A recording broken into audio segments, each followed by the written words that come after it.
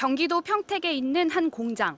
겉보기에는 평범한 공장 같지만 안에 들어가 보면 못 보던 풍경이 펼쳐집니다. 거대한 식물 공장입니다. 6층으로 빼곡하게 들어선 선반마다 로메인과 버터헤드 같은 싱싱한 잎채소가 자랍니다. 흙도 없고 햇빛도 없습니다. 농약도 없습니다. 영양분을 공급하는 배양액, LED 조명, 온도, 습도 조절 시스템이 채소를 키웁니다. 이 모든 건 정보통신 기술을 이용해 중앙통제실에서 제어합니다. 광, 그다음에 온도, 습도, 이산화탄소 농도, 그 영양 성분인 양액의 농도하고 pH 농도들을 보고 있고요. 대류 환경을 만드는 기류를 좀 중점적으로 지금 다루고 있습니다. 이 업체는 공장 4곳에서 하루 2톤의 채소를 생산합니다. 같은 면적의 밭보다 생산량이 60배 많습니다. 생산된 채소는 마트에서 친환경으로 팔려 우리 식탁에 오르고 있습니다. 새싹 채소와 파프리카도 있습니다. 아직은 밭에서 키운 채소보다 조금 비싼 편이지만 유기농보다는 쌉니다. 식물 공장의 가장 큰 장점은 날씨와 상관없이 1년 내내 채소를 생산할 수 있다는 겁니다. 철저하게 통제된 환경이라 병해충 피해도 없습니다. 마치 공산품 같습니다. 그래서 한계가 사라졌습니다. 영상 50도까지 치솟는 중동에도 식물 공장을 수출합니다. 영하 25도까지 떨어지는 남극 세종기지에서도 대원들이 수박과 오이를 직접 키워 먹습니다. 플랜트가 있어가지고 푸른 채소를 본다는 게 하나의 낙이 되더라고요. 식물 공장은 우리가 사는 곳까지 밀고 들어왔습니다. 지하철역 안에 있는 이 공장은 매일 잎채소 500포기를 생산합니다. 판매는 바로 옆에 있는 카페에서 합니다.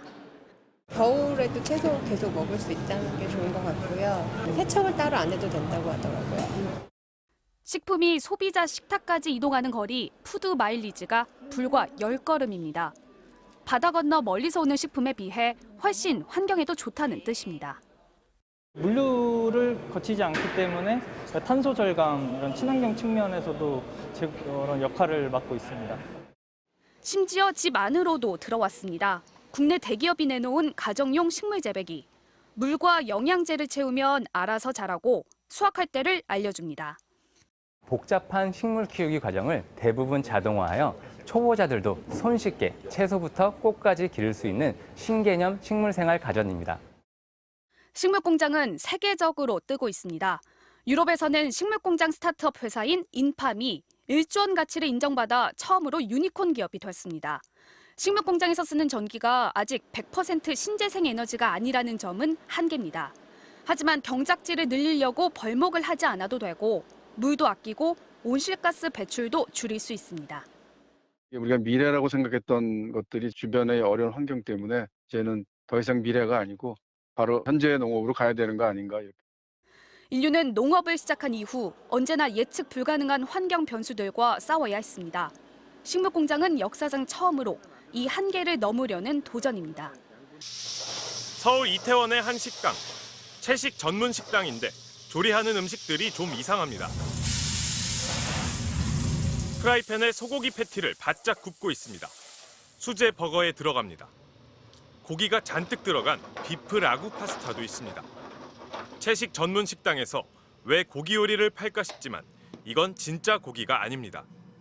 식물성 단백질로 고기를 흉내낸 대체육입니다. 4년 전 처음 식당을 열었을 때는 채소 요리만 팔았지만 지금은 대체육으로 메뉴가 훨씬 다양해졌습니다. 지금보다 현저히 맛도 떨어졌기 때문에 좀 안 좋아하시는 손님분들이 많은 반면에 요새는 일단 기술력도 굉장히 좋아졌고 고객층이 그냥 넓어진 것 같아요. 대체육은 이제 손쉽게 사 먹을 수 있습니다. 프랜차이즈 빵집에서도 카페에서도 이제 대체육으로 만든 샌드위치를 쉽게 볼 수 있습니다. 대형마트 채식주의 코너에는 버거와 소세지는 물론 양념갈비와 제육볶음까지 등장했습니다. 심지어 정육 코너에서도 이제 대체육을 팝니다. 함박 스테이크로 알고 먹었어요. 너무 맛있어서 두 번째 또 먹다가 비건이라는 걸 발견한 거예요. 믿어지지가 않았어요. 식감이며 너무 똑같아서 깜짝 놀랐었어요. 심지어 미국에서는 대체 계란까지 나왔습니다. 녹두 단백질로 만들었습니다. MBC 구내식당에 조리를 부탁해봤습니다. 모양은 스크램블 요리와 거의 똑같습니다. 맛은 어떨까? 뭔가 콩이 섞여 있는 듯한 맛이 좀 나고요. 뒤에 오는 맛이 뭔가 좀 느끼한 맛도 살짝 있는 것 같아서 많이 대량으로 먹기에는 조금 속이 좀 거부감이 좀 있다. 맛과 냄새는 아직은 부족하지만 기술은 계속 발전합니다. 고기 특유의 씹는 질감도 이제 그럴듯하게 흉내냅니다. 결착 기술을 직접 개발을 해가지고 실제 고기처럼 작용을 하는 분자 조직을 만들어냈습니다. 주로 콩 단백질을 이용하던 예전과 달리 이제는 버섯 같은 다양한 재료들도 등장했습니다. 버섯을 좀 약간 로스트하거나 뭐 다른 형태로 가공을 하게 되면 버섯 특유의 향이 있는데 그게 약간 고기와 유사하다는 그런 이야기를 했습니다. 대체육이 이렇게 크게 늘어난 것, 축산업이 초래한 위기 때문입니다. 소가 트름과 방귀로 내뿜는 막대한 양의 메탄가스. 메탄의 온실 효과는 이산화탄소의 80배나 될 정도로 강력합니다. 전 세계에서 키우는 소는 모두 10억 마리. 가축은 전체 온실가스의 15%를 내뿜습니다. 소 키우느라 숲을 없애는 것도 기후 위기를 키우고 있습니다. 가축 사육지나 아니면 가축에게 먹일 사료 작물 재배를 위해서 게으름이 불태워지고 사라지고 있거든요. 2달 전 열린 기후변화 정상회의에서는 우리나라를 포함한 세계 100여 개 국가가 국제 메탄 서약도 맺었습니다. 2030년까지 배출량을 30% 줄이기로 했습니다. 유럽 일부 나라들은 아예 소 한 마리당 세금을 매기는 방귀세 도입까지 검토하고 있습니다. 20년 뒤에는 대체육이 기존 육류 시장 규모를 추월할 거라는 전망도 나옵니다. 연평균 기온 영하 23도의 혹한에서 남극 연구를 이어가고 있는 세종기지. 인근 칠레 지역에서 2~3개월마다 채소와 과일 등을 공급받지만 신선한 채소는 늘 부족한 상황. 10년 전 상추 등 잎채소류를 키울 수 있는 식물 공장이 만들어졌지만 호박이나 수박 같은 과채류는 온도와 광량을 맞추기가 어려워 재배할 수 없었습니다. 하지만 최근 LED 기술이 빠르게 발전하면서 엽채류와 과채류를 함께 키울 수 있는 기술이 개발됐습니다.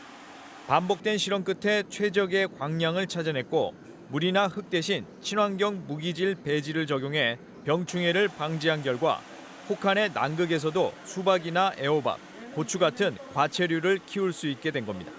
오이 같은 경우에는 그래도 한 60일 이내에는 파종하고 나면 수확이 가능할 것 같고요. 플랜트가 있어가지고 그래도 네. 이게 푸른 채소를 본다는 게 하나의 낙이 되더라고요. 이번에 개발된 식물 공장은 남극 탐험선에 실려 3개월 뒤 세종기지에 도착할 예정입니다.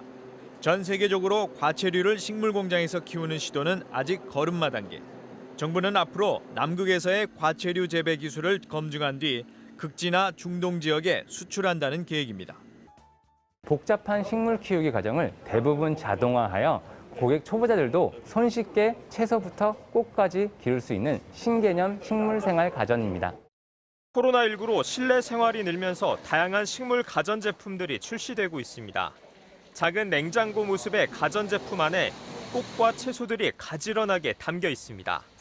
국내 한 기업의 식물 재배기로 내부 선반에 씨앗 키트를 장착하고 물과 영양제를 넣어주기만 하면 꽃과 채소, 허브 등 다양한 식물 재배가 가능합니다.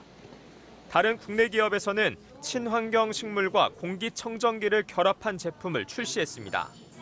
공기청정기가 미세먼지와 초미세먼지를 제거하고 각종 세균도 잡는다는 설명입니다. 자동급수로 관리도 편리하고 인테리어 역할로도 큰 인기를 얻고 있습니다.